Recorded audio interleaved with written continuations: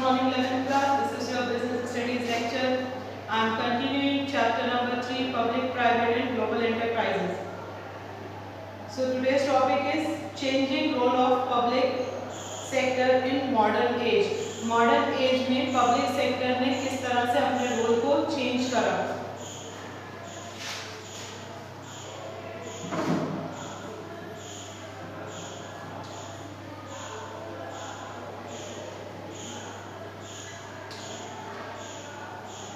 Changing role of public sector. Public sector means government sector. Government sector ने modern age के according अपने role को किस तरह से चेंज करा. Now the role in India's economic growth. Economic growth government ने पब्लिक सेक्टर्स ने जो थे इकोनॉमिक ग्रोथ इंडिया की मॉडर्न डेवलपमेंट के हिसाब से किस तरह से हुई. To speed up economic growth of the country. Country की जो इकोनॉमिक ग्रोथ थी उसको बहुत तेजी से आगे बढ़ाया और मोस्ट इक्विटेबल डिस्ट्रीब्यूशन इनकम और वेल्थ के अंदर लोगों की कितनी इनकम थी कितनी वेल्थ थी उसके बीच में बहुत तेजी से चेंजेस लाई है हमारी गवर्नमेंट. ट्रिमेंडस ग्रोथ हुआ है पब्लिक सेक्टर में 1951 में. पहले जो इन्वेस्टमेंट था वो 29 करोड़ था इकोनॉमी के लिए, जो अब 10,96,057 करोड़ है अब के टाइम में, जो 1951 के बाद है. 1951 में पब्लिक अंडरटेकिंग 5 थी. Now after that number has increased to 298 firms. पहले जो 5 पब्लिक सेक्टर्स की जो बिजनेस जो इंडस्ट्रीज थी, पहले 5 पब्लिक बिजनेस इंडस्ट्रीज अंडरटेकिंग थी. नाउ अब वो 298 इंडस्ट्रीज हो चुकी हैं पब्लिक सेक्टर के अंदर. तो पब्लिक सेक्टर जो है ग्रॉस डोमेस्टिक प्रोडक्ट जो है जीडीपी जो है उसमें हमारा 21.2% से जो पहले हमारा पब्लिक सेक्टर का जो वो था सेविंग कॉन्ट्रीब्यूशन 6.3% जो है वो अब इंक्रीज हो चुका है by the public sector by the government. जब गवर्नमेंट ने जो पब्लिक सेक्टर्स ने मॉडर्न एज के हिसाब से अपने अंदर चेंजेस लाना शुरू करे तो कंट्री की जो इनकम थी जो इकोनॉमी थी उसमें बहुत तेजी से ग्रोथ आना स्टार्ट हो गई. There the global player. Government has identified some public sector enterprises. Government ने कुछ पब्लिक सेक्टर एंटरप्राइजेस को नवरत्न कहा है जो उन्हें इनहेंस पावर देते हैं पूरे बोर्ड ऑफ डायरेक्टर को कि वो अपने ग्लोबल प्लेयर्स कहलाते हैं. और ये एंटरप्राइजेस हमारे हैं BHEL, BPCL, GAIL Authority of India, Gas Authority of India, Hindustan Petroleum, Indian Oil Corporation. ये सारी चीज़ें जो है इन्हें नवरत्न कहा गया है क्योंकि इन्होंने जो पब्लिक सेक्टर्स है ये इन्होंने जो हमारी इंडिया की डेवलपमेंट है इकोनॉमी की बहुत तेजी से आगे लेकर गए हैं. Then mini ratna. गवर्नमेंट ने granted the status of mini ratna to those public undertaking which are earning profit. जो अंडरटेकिंग पब्लिक सेक्टर्स हैं जो ज़्यादा से ज़्यादा प्रॉफिट अर्न कर रहे हैं तो गवर्नमेंट ने उनको मिनी रत्न का नाम दिया है. और ये मिनी रत्न कम से कम 100 पब्लिक सेक्टर्स हैं.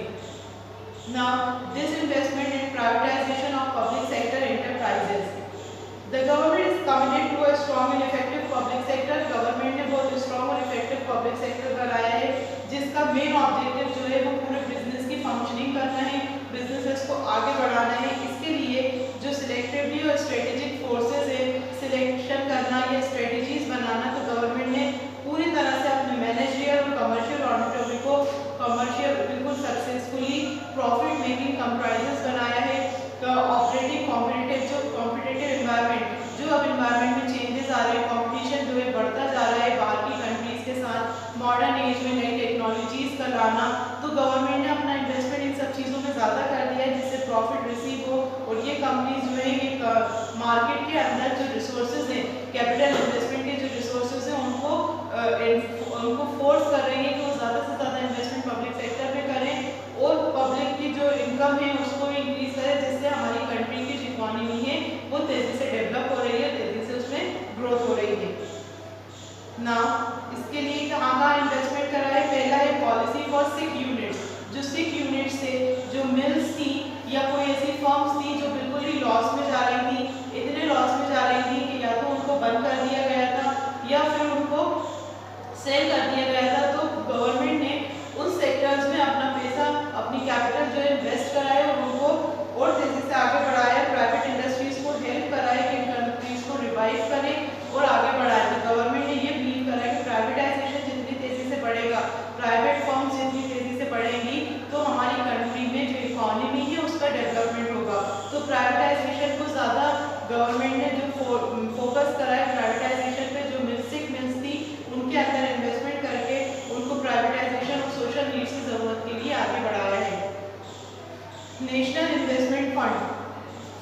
गवर्नमेंट ने नेशनल इन्वेस्टमेंट फंड कंप्राइज करा है जिसमें डिसइन्वेस्टमेंट पब्लिक सेक्टर का इन्वेस्टमेंट यूनिट्स बनाया गया है। The board objectives of the fund will to make investment in social sector project. Main objective ये था फंड का कि सोशल सेक्टर जो है उस प्रोजेक्ट्स में अपने फंड को इन्वेस्ट करें, सोसाइटी की नीड्स को पूरा करेंगे और सोसाइटी की नीड्स जब फुलफिल होंगी आफ्टर दैट जो इनकम है वो बढ़ेगी, जिससे पब्लिक इकोनॉमी और डेवलपमेंट बढ़ेगा। पब्लिक इकोनॉमी और डेवलपमेंट बढ़ने से सिर्फ मनी इंक्रीज नहीं होती बल्कि जो स्टैंडर्ड ऑफ लिविंग है वो भी इंक्रीज होता है, वो कंट्री जो है वो डेवलपमेंट की तरफ वो तेजी से आगे बढ़ती है।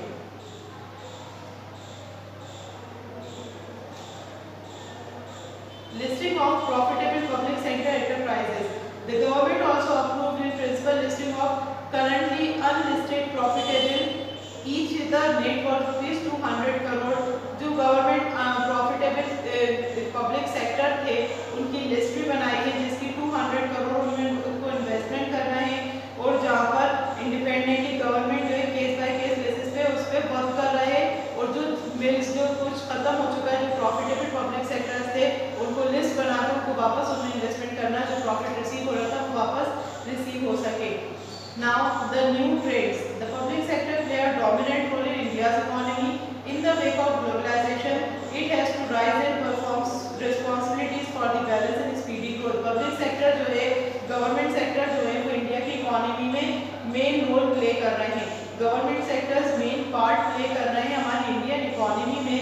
अब जब ग्लोबलाइजेशन आगे से बढ़ता जा रहा है, ग्लोबलाइजेशन तेजी से इंक्रीज हो रहा है, तो अब पब्लिक सेक्टर्स को अपनी रिस्पांसिबिलिटीज को तेजी से परफॉर्म करना होगा, अपनी जिम्मेदारियों को पूरा करना होगा ताकि जो नेशनल इकोनॉमी है उसकी ग्रोथ जो है तेजी से हो सके, स्पीड अप हो सके और लेवल में आ सके, बैलेंस में आ सके मॉडर्न टेक्नोलॉजीज, मॉडर्न ट्रेड के हिसाब से। कुछ न्यू ट्रेड है जो गवर्नमेंट ने डेवलपमेंट ऑफ इंफ्रास्ट्रक्चर फैसिलिटीज, जिसमें जो बैकवर्ड और डिप्राइव्ड एरियाज हैं हमारी कंट्री में तो उनको डेवलप करना, उनके डेवलपमेंट के लिए नए जो आइडियाज हैं इनोवेट करना और उसके अंदर पब्लिक सेक्टर्स जो है अपना कैपिटल इन्वेस्ट कर रही है। बैलेंस रीजनल डेवलपमेंट, जो रीजन्स हैं अलग अलग रीजन्स हैं तो पूरे इंडिया में सब रीजन एक जैसे नहीं है, जो अभी अंडर डेवलप है जहाँ पर लोग इलिटरेट हैं उनको किसी तरह से मतलब एजुकेशन प्रोवाइड करना और बैलेंस डेवलप करना, पूरे रीजन को एक तरह से डेवलप करना ताकि कंट्री जो है पूरी तरह से डेवलप्ड नेशन कहला सके। Establishment of large scale industries. जो लार्ज स्केल इंडस्ट्रीज हैं, पावर प्लांट है, आयरन स्टील इंडस्ट्रीज है, पेट्रोलियम है, गैस है, ये सारी इंडस्ट्रीज में ज़्यादा से ज़्यादा कैपिटल इन्वेस्ट करके उन्हें अच्छे से एस्टेब्लिश करना, this is also responsibility of public sector. Check over concentration of economic power in a few point. कुछ ही लोग जो है जो इकोनॉमिक पावर का कॉन्सेंट्रेशन जो है वो कुछ लोगों के हाथ में दिया गया है कि जो इकोनॉमिक पावर को चेक करते रहें। अगर सब अपना अपना करेंगे तो ओवरऑल इकोनॉमी डेवलप नहीं हो पाएगी, तो उसके लिए कुछ स्पेशल पर्सन्स हैं जिनको अथॉरिटी दे दी गई है कि वो चेक ओवर करते रहें हमेशा जो भी इकोनॉमिक पावर है उनके ऊपर। For import substitution and export promotion. Import कम से कम कराया जाए, प्रोडक्ट अपनी कंट्री में खुद ही प्रोडक्शन करा जाए, रॉ मटेरियल भी और फिनिश प्रोडक्ट्स भी, और एक्सपोर्ट जो है उसको प्रमोट करा जाए। पब्लिक सेक्टर में जो हेवी गुड्स हैं, हेवी इंडस्ट्रीज हैं, मशीनरीज वगैरह हैं, वो हम बाहर से इम्पोर्ट कराने के बजाय एक्सपोर्ट करना शुरू करें। तो ये सारी चीज़ें हैं जो पब्लिक सेक्टर ने चेंजेस लाए हैं न्यू ट्रेड में अपनी कंट्री की इकोनॉमी को, अपने नेशन की इकोनॉमी को डेवलप करने के लिए। Now the difference between departmental public organization and government companies. Departmental organization हमने बताया था मिनिस्ट्री चलाती है, पब्लिक ऑर्गेनाइजेशन जो पार्लियामेंट और लेजिस्लेचर चलाता है, government companies department of ministry चलाते हैं। कैपिटल जो है बजटरी प्रोविजन जो है बजटरी प्रोविजन के अकॉर्डिंग डिपार्टमेंटल में आता है। पब्लिक कॉर्पोरेशन में जो है कैपिटल जो है गवर्नमेंट प्रोवाइड करती है, वो गवर्नमेंट कंपनीज से पहले बताया था 51% शेयर जो है वो गवर्नमेंट का होता है, बाकी का 49% पब्लिक प्राइवेट सेक्टर का होता है। मैनेजमेंट डिपार्टमेंटल ऑर्गेनाइजेशन जो है गवर्नमेंट ऑफिशियल्स मैनेज करते हैं, public enterprise board of directors करते हैं, गवर्नमेंट एंटरप्राइज पब्लिक और प्राइवेट दोनों डायरेक्टर्स मिलके इनको मैनेज करते हैं। लीगल पोजीशन डिपार्टमेंटल ऑर्गेनाइजेशन का कोई सेपरेट एक्सिस्टेंस नहीं होता, ये गवर्नमेंट सेटअप का एक डिपार्टमेंट होता है, एक पार्ट होता है। पब्लिक जो है इसकी लीगल एंटिटी है और it has got separate corporate existence. Government companies जो है इनको सेपरेट कॉर्पोरेट एक्सिस्टेंस मिला है legally. Autonomy departmental organization autonomy है, दूसरों के ऊपर डिपेंड है। पब्लिक सेक्टर जो है सब्सटेंशियल ऑटोनॉमी और प्राइवेट सेक्टर जो है बहुत कम ऑटोनॉमी है इसके अंदर। Now the joint sectors.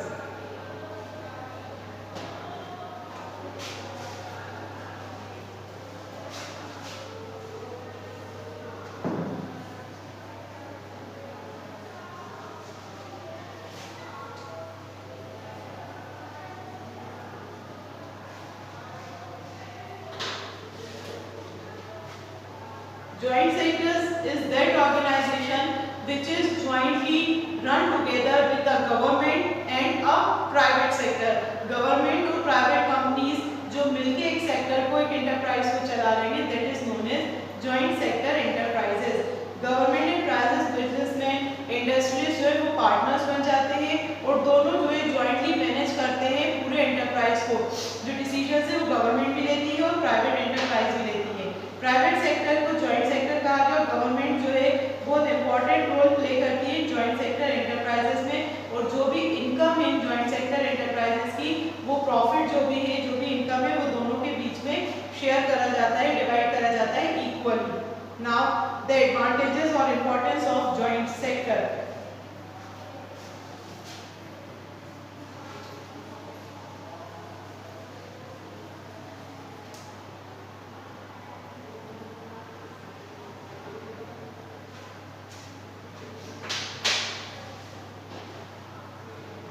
An ideal mixture. Joint sector enterprise जो है, जॉइंट सेक्टर एक आइडियल मिक्सचर है पब्लिक सेक्टर और प्राइवेट सेक्टर का, और सारी एडवांटेजेस जो है दोनों एंटरप्राइजेस इसकी एडवांटेजेस को फायदा जो है मिलकर उठा रहे हैं। वेदर इट इज उसके अंदर जो भी रिस्पॉन्सिबिलिटीज हैं वो भी दोनों एंटरप्राइजेस की मिलकर है, पब्लिक और प्राइवेट सेक्टर। जो ऐसे सेक्टर्स हैं जिसमें ह्यूज कैपिटल, प्राइवेट सेक्टर जो है पूरा ह्यूज कैपिटल एक साथ नहीं लगा सकते, तो उसमें गवर्नमेंट भी अपना कैपिटल इन्वेस्ट कर देती है उस एंटरप्राइज में, that is known as joint sector. जो पब्लिक और प्राइवेट, जिसको हम सेंट्रल कहते हैं या जिसको हम पार्शियल कहते हैं, पार्टली जॉइंट सेक्टर। तो जॉइंट सेक्टर वो है जहाँ प्राइवेट और पब्लिक दोनों एंटरप्राइजेस मिलकर एक बिजनेस को आगे बढ़ा रही है। जब कैपिटल दोनों फर्म्स का लगा होगा तो ऑब्वियसली जो प्रॉफिट रिसीव होगा वो भी दोनों फर्म्स को बराबर से रिसीव होता है। Then rapid economic development. जब एक जॉइंट सेक्टर अवेल होगा, जॉइंट सेक्टर चलेगा प्राइवेट और पब्लिक सेक्टर में, तो बेनिफिट दोनों सेक्टर्स को होगा। गवर्नमेंट को भी उसका फायदा हो रहा है और एक प्राइवेट इंडिविजुअल को भी उसका फायदा हो रहा है जिसने उसमें इन्वेस्टमेंट करा है। तो ये सेक्टर है रैपिड इकोनॉमिक डेवलपमेंट। पूरे नेशन का इकोनॉमिक डेवलपमेंट जॉइंट सेक्टर से बहुत तेजी से हो रहा है, क्योंकि जॉइंट सेक्टर से जब पब्लिक को भी प्रॉफिट हो रहा है, प्राइवेट एंटरप्राइज को भी प्रॉफिट हो रहा है और गवर्नमेंट को भी प्रॉफिट हो रहा है, तो गवर्नमेंट का जो प्रॉफिट है वो भी पब्लिक के वेलफेयर के लिए लगेगा और इंडिविजुअल का जो प्रॉफिट है वो तो अपने लिए यूज कर रहा है। तो इकोनॉमी में जो वो है, नेशन की जो इकोनॉमी है वो बहुत तेजी से डेवलप होती है through the joint sector enterprises. Better and efficient management. Joint sectors में जो पब्लिक सेक्टर की कुछ कमियां थी, जो गवर्नमेंट सेक्टर्स में जैसे प्रोफेशनल्स जो थे वो अपॉइंट नहीं करे जा रहे थे, या उसमें कोई भी प्राइवेट सेक्टर प्रोफेशनल अपॉइंट नहीं करे जा रहे थे, मैनेजमेंट जो था वो कुछ ही लोगों के हाथ में था जो सही से मैनेज नहीं कर सकते थे, कैपेबल नहीं थे। तो जॉइंट सेक्टर में क्या है, प्राइवेट सेक्टर भी इंक्लूड है, तो यहाँ पर प्रोफेशनल्स और एक्सपर्ट्स भी हैं।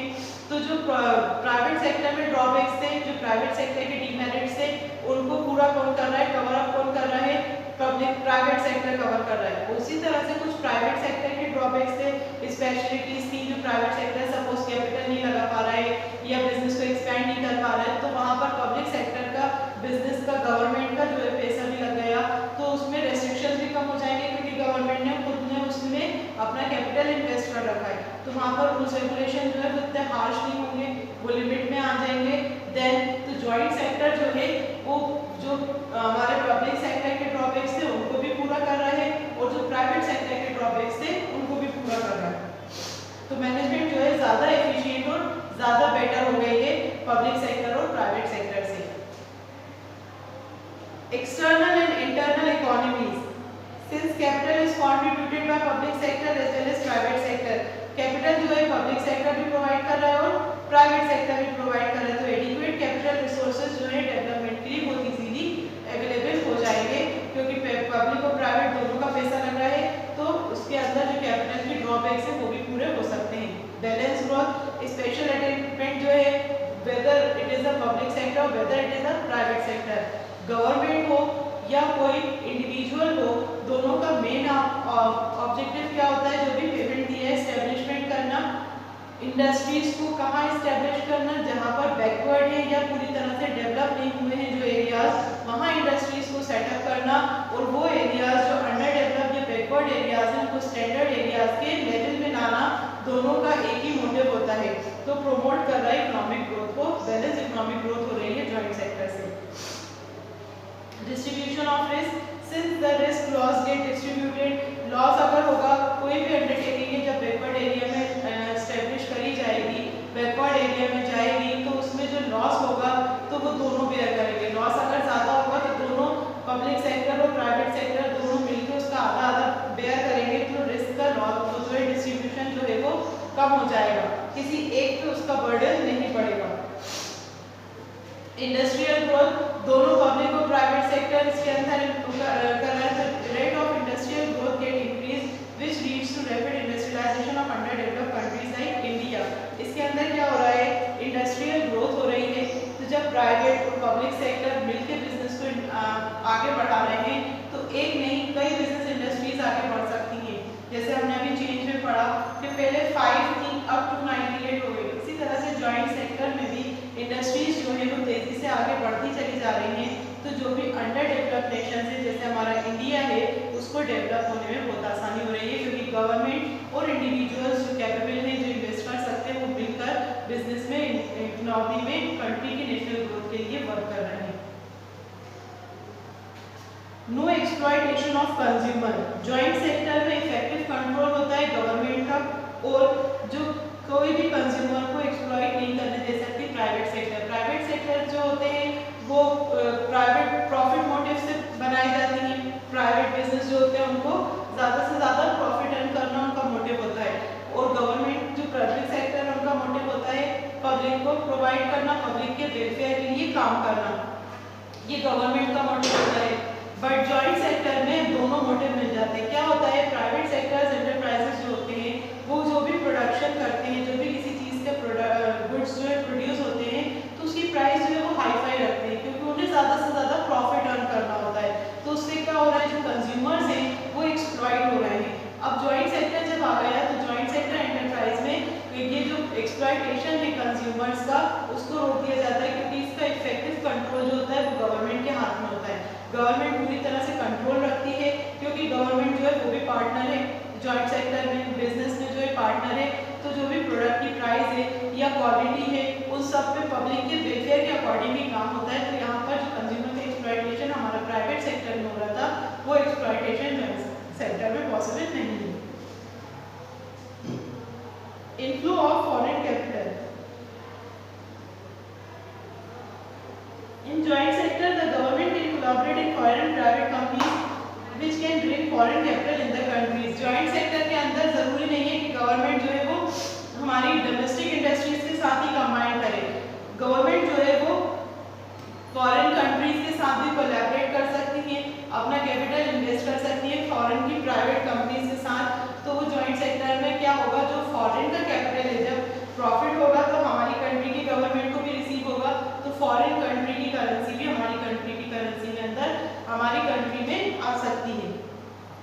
Benefit of modern technology, economic resources joint sector में बहुत ज़्यादा होते हैं। इकोनॉमिक रिसोर्सेज ज़्यादा से ज़्यादा इकोनॉमिक रिसोर्सेज यूज़ करे जाते हैं, तो it can avail of the modern technology of production. जो भी टेक्नोलॉजी है उसका मॉडर्न प्रोडक्शन हो सकता है, मतलब नई टेक्नोलॉजीज यूज़ हो सकती हैं, नई मशीनरीज आ सकती हैं, तो प्रोडक्ट की क्वालिटी और ज़्यादा अच्छी हो सकती है। जो पहले हमारे यहाँ प्रोवाइड नहीं हो पाती थी वो चीज़ें अब प्रोवाइड होने लगी हैं। तो जॉइंट सेक्टर एंटरप्राइजेज में ये फ़ायदा है कि जो भी मॉडर्न टेक्नोलॉजी है उसको यूज़ करके प्रोडक्शन की क्वालिटी भी बेटर करी जा सकती है, प्लस कंज्यूमर का एक्सप्लॉइटेशन भी नहीं हो रहा है। Research and development, because of large resources at the disposal, the joint sector can speed a lot of research and development. Large resources उसने अपने डेवलप कर रखे हैं जॉइंट सेक्टर एंटरप्राइज ने, तो यहाँ पर रिसर्च जो है जॉइंट सेक्टर जो है स्पेंड कर सकता है lot of research and development. Research और डेवलपमेंट ज़्यादा से ज़्यादा कर सकते हैं, क्योंकि यहाँ पर ज़्यादा रिसोर्सेज जो है अवेलेबल है, ज़्यादा रिसोर्सेज प्रोवाइड कर रहे हैं, अपना कैपिटल ज़्यादा से ज़्यादा लगाया है। सो यहाँ पर जो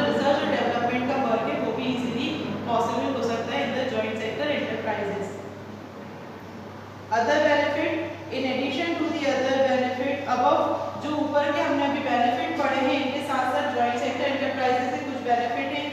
एम्प्लॉयमेंट ऑफ स्पेशलिस्ट, जो भी स्पेशलिस्ट हैं जो गवर्नमेंट सेक्टर में जिनकी जॉब नहीं मिल रही थी जिनको, अब वो स्पेशलिस्ट को, क्योंकि ये प्राइवेट सेक्टर इनके साथ कंबाइंड है, पार्टनर है, कोलैबोरेट हो चुकी है प्राइवेट एंटरप्राइज भी, तो यहाँ पर जो एंटरप्राइज है एम्प्लॉयमेंट है स्पेशलिस्ट है उनको एम्प्लॉयमेंट मिलना स्टार्ट हो गया। Avoidance of competition between private and public sector, जो भी प्राइवेट और पब्लिक सेक्टर्स थे उनके बीच में कॉम्पिटिशन चलता था, अब जब प्राइवेट और पब्लिक सेक्टर कोलैबोरेट होकर ज्वाइंट होकर वर्क कर रहे हैं तो उनके बीच का कॉम्पिटिशन जो है वो भी खत्म हो जाता है। अवॉइडेंस ऑफ नेशनलाइजेशन, नेशनलाइजेशन को अवॉइड कर दिया जाता है। Now implementation of government policies, private sector के अंदर भी गवर्नमेंट पॉलिसीज को इम्प्लीमेंट करा जाता है और गवर्नमेंट पॉलिसीज के अकॉर्डिंग ही काम करा जाता है। Qualitative and quantitative improvement in production and marketing, कोई भी मार्केटिंग हो या कोई भी किसी भी प्रोडक्ट की मार्केटिंग हो रही हो या प्रोडक्शन हो रहा हो तो उसमें क्वालिटी भी इंप्रूव होती है। अब जब क्वालिटी इंप्रूव होगी तो उस प्रोडक्ट की सेल्स भी ज़्यादा होगी तो उसके साथ साथ उसकी क्वांटिटी भी इंप्रूव होगी। तो ये सारे बेनिफिट्स हैं जो जॉइंट सेक्टर एंटरप्राइजेस में हम मिल रहे हैं, क्योंकि प्राइवेट और पब्लिक सेक्टर जो दोनों हैं वो कोलैबोरेट होकर काम कर रहे हैं। Now the demerits or disadvantages. There are very little disadvantages of this.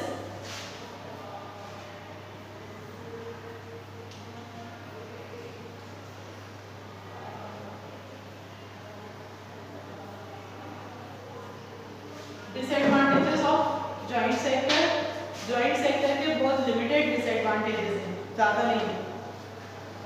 The first, more often than not, disputes and frictions arise between the representative of the government and private sector. This tells upon the harmony of the working.